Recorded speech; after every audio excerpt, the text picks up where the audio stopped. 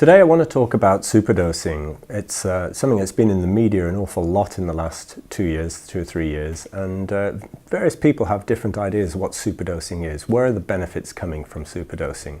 And I want to define it specifically in my situation as being using enough phytase to prevent the buildup of IP3 and IP4 in the gut of the animal.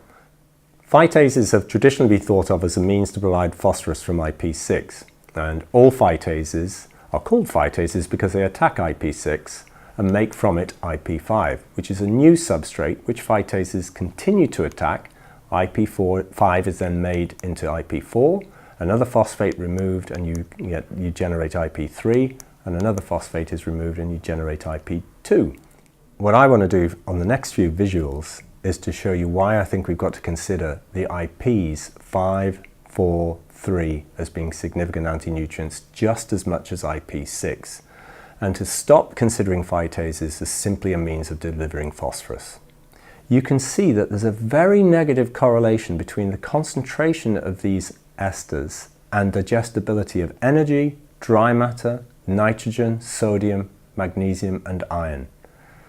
And if you look at the correlation coefficient, or the R values here, they're incredibly high and very significant, which suggests that IP4 and IP3 really are quite malevolent esters in the digestive tract.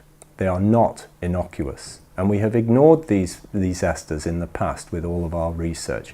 And today, what I want to identify is that destruction of IP4 and IP3 is of great importance if you want to superdose correctly.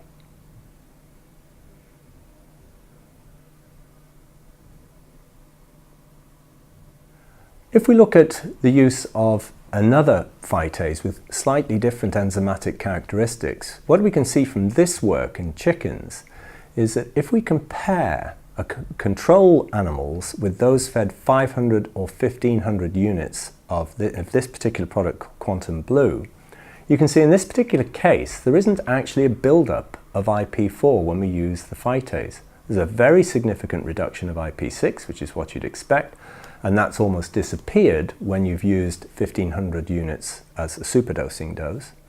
So superdosing removes the excess of IP3 and prevents the buildup of IP4. In fact, in this visual you can see quite clearly the dramatic effects between a regular dose of Quantum Blue and the superdosing effects. Although we've highlighted IP4 concentrations being reduced by 32% when you superdose, in fact, the reduction in IP3 is even more dramatic. There's a 67% reduction in IP3 concentrations when you superdose compared to a regular dose of Quantum Blue phytase.